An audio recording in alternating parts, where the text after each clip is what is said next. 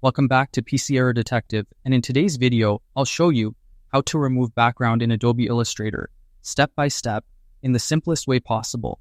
So, if you've been struggling to clean up an image or isolate a subject, this video is exactly what you need. Let's get started.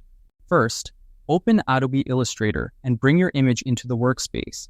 Just go to File, then click on Place, and select the image you want to use. Once it's placed on the canvas, click on it to make sure it's selected. Next, for a clean background removal, we'll use the Image Trace feature. With your image selected, go up to the top panel and click on Image Trace. You'll see several presets. Choose the one that best identifies the subject in your image. For photos, try the High Fidelity Photo preset for better accuracy. After selecting your preset, wait a moment while Illustrator converts the image into vector shapes. Once the tracing is complete, click on the Expand button at the top. This breaks the image into editable vector pieces. Now it's time to remove the background. Click the Direct Selection tool, then click on any background area. You may need to click more than once, depending on how the image is traced. Once the background section is highlighted, simply press Delete. Continue deleting all unwanted background parts until your subject is completely isolated.